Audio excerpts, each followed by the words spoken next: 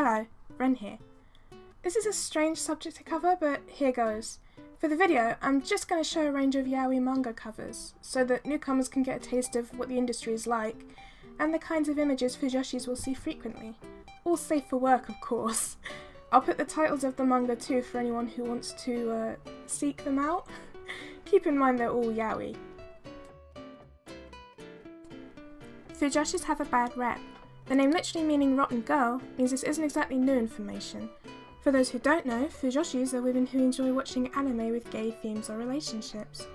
This can include both BL, standing for boys love, or yaoi. Boys love, or shonen ai, is used to describe a show where there are gay relationships, but no explicit content to do with the relationship is shown. The most popular example is Yuri on Ice, which is a sports anime with an ice skating tournament, but also includes a developing relationship between the protagonist Yuri and his ice skating coach Victor. Yaoi, on the other hand, is a genre where the show includes gay relationships, but is also much more explicit in its approach. I'll use Sekaiichi Hatsukoi, Best First Love in the World, as this example. A show where the protagonist Onodera finds his boss at his new job is actually his old high school sweetheart, and they fall in love all over again. In Yuri on Ice, the most that happens between the couple on screen is a kiss. In Sekaiichi Hatsukoi, there are sex scenes scattered throughout the anime.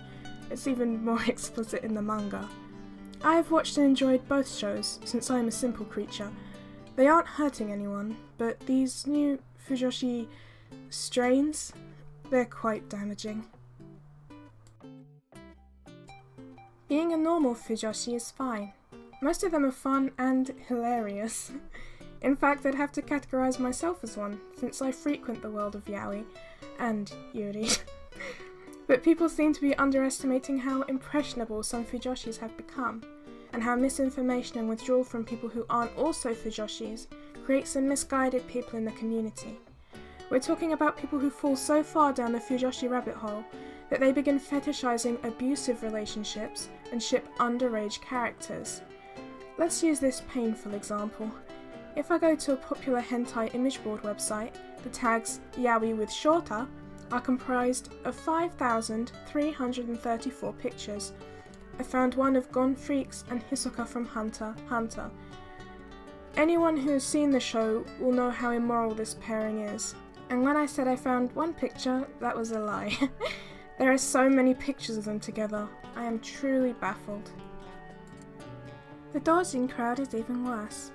On a website dedicated to only yaoi and shonen ai doujins, the tag shorta turns up 2,930 results. A particularly disturbing example shows Yashiro, the serial child killer from Boku Dake ga Inai Machi, abusing Satoru, the child protagonist. Actually, there are several doujins with this theme.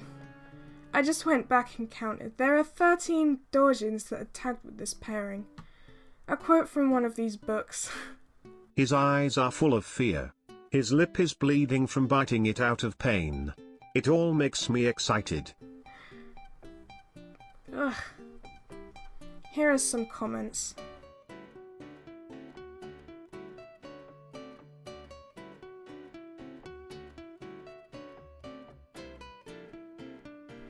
The same thing happened with Killing Stalking. Genuine horror manhwa attracted a hive of Fujoshis who romanticized terrifying scenes of Yunbun being beaten and sexually abused, even to the point of getting the attention of the artist, who was less than impressed with the fandom they had garnered. A quote from the interview. "There was only one thing I was worried about. The fact that I could have ended up in an easy romanticization of the relationship victim and jailer, like it happens in many other works, from movies to comics. I didn't realise it right away, but the thought, I don't have to fall into that error, has never left me since the early stages." Again, I'm not saying all Fujoshis are this far gone, but it does go to show how many of them have been influenced to the point of finding these kinds of doujins acceptable. The common age group of Fujoshis means that they are more impressionable than most, and this is what makes me hate the kind of Fujoshi this video is about. The Fujoshi that is so obsessed with this fetishization that they will go as far as to create and support this disturbing content. For the rest of this video, I'm going to refer to these bad Fujoshis as Kusojoshis, since it's all I can come up with.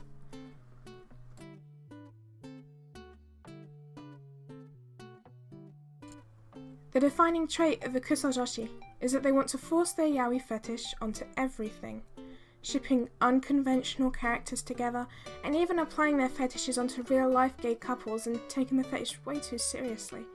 A good example of this is when Fujoshi sent death threats to Sui Ishida, the mangaka for Tokyo Ghoul, just because in the latest chapter he released, Kaneki hooked up with Toka. Many Fujoshis sent hateful letters to Sui Ishida because they shipped Kaneki with Hide, his best friend, instead. Yes, it really has gotten this bad. Fans of the aforementioned killing stalking also harass the manhwa author Kugi constantly, asking for Yoon Boom and his abuser Sang-woo to end up together. In recent chapters, Sang-woo is close to getting caught, so the kusojoshis further harass Kugi and insult the manga for not romanticizing one of the most terrifying depictions of Stockholm Syndrome I've seen.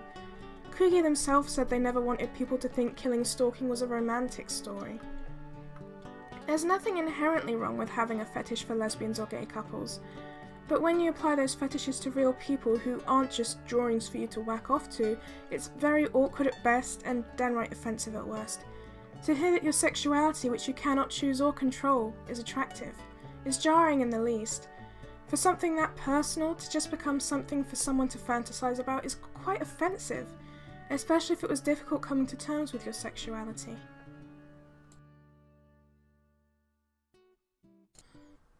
Do you know what dubcon means? It stands for dubious consent, and is a staple of the yaoi community. Dubcon is a tag used for anime and manga, where the sex depicted may or may not be consented to.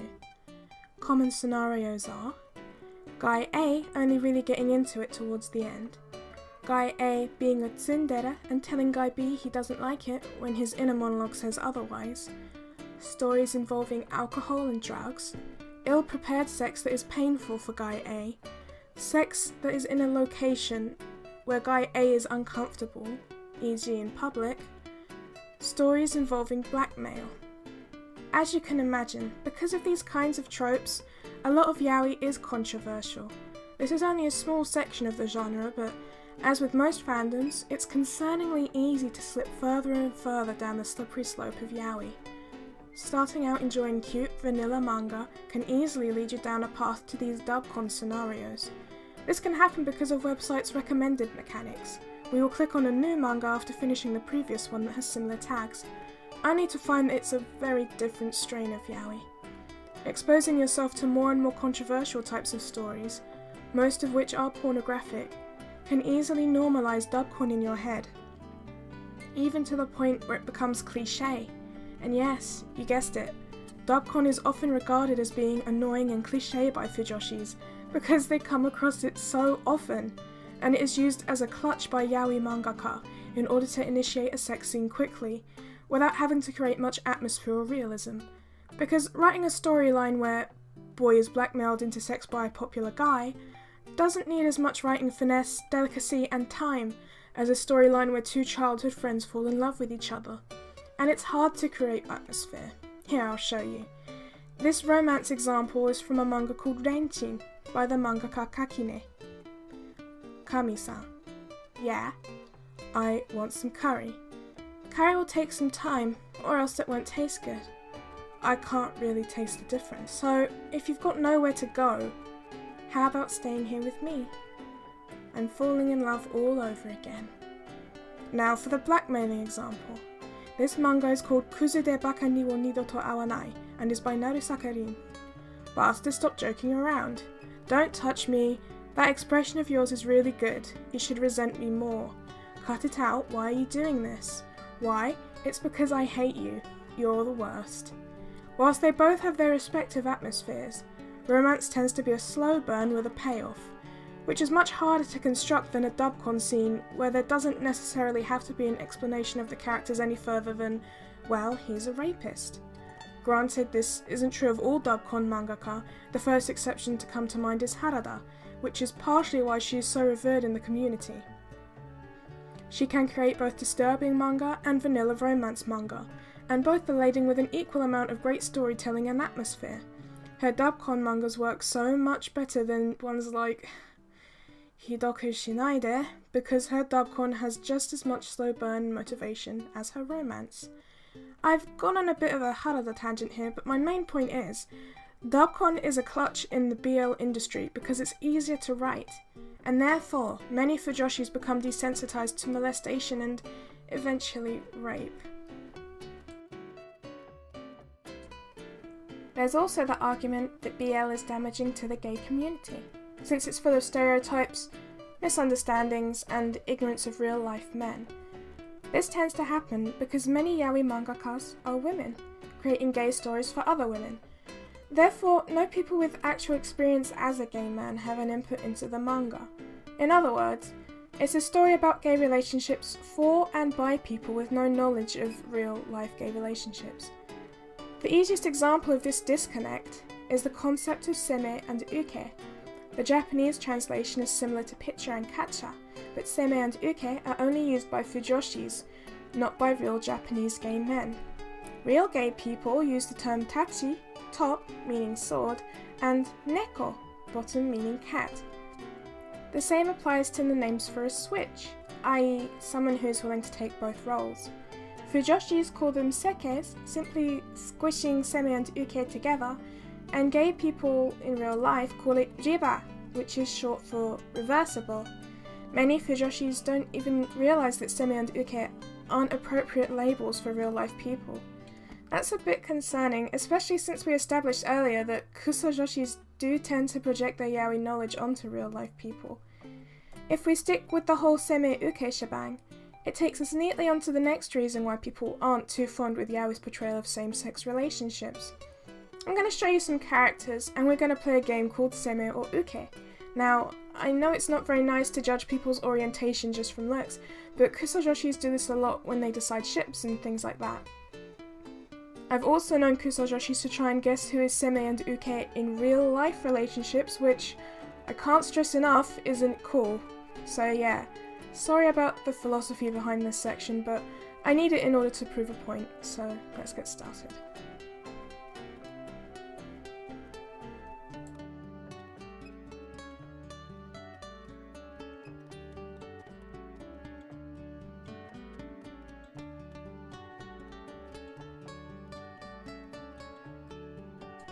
Have you noticed a pattern? Semes have angular faces, typical of artists like Shungiku Nakamura. Semes are larger, generally more muscular, have more masculine mannerisms and speech patterns, and are taller. Semes initiate. Ukes are feminine, have rounder faces, larger eyes, are shorter, with more feminine voice actors, and have feminine mannerisms and ways of speaking, although this often doesn't translate. Ukes often act shy, like a stereotypical virginal woman, and ukes don't initiate. And yes, I know there are always outliers, but I'm talking about the vast majority of yaoi. Many manga do exist where this isn't the norm, but in reality, most yaoi and shonen ai follow this formula, and a lot of people don't like the representation of girly ukes and manly semes. Another cliché in yaoi that catches my attention is the lack of sekes, switches, and a common plot point being that all ukes don't want to be ukes and find it embarrassing, which contributes to a theme of all ukes want to be semes, they just got stuck being uke. That's a pretty damaging idea that yaoi can plant into teenage fujoshis' heads, right? So I'm not a very articulate person, as you'll have noticed, since this whole thing is kinda higgledy-piggledy. I'll just leave my main points at the end so you can kinda extract them from all the terminology and waffle. 1. Kusojoshis tend to romanticize abuse and aren't always wary of the age of consent. 2. Kusojoshis attach yaoi onto real-life people, which isn't appropriate. 3. Kusojoshis are often desensitized to nasty stuff, thanks to the BL industry. 4. Kusojoshis tend to misunderstand gay relationships because of yaoi cliches and misrepresentation. So yeah, those are my main points. Just a quick reminder that not all fujoshis are kusojoshis, it's a very small percentage, although being a fujoshi can be a slippery slope for easily influenced teens. Again, I'm a fujoshi, and I have fujoshi and fudanshi friends that are hilarious delights, so please don't think we're all terrible people.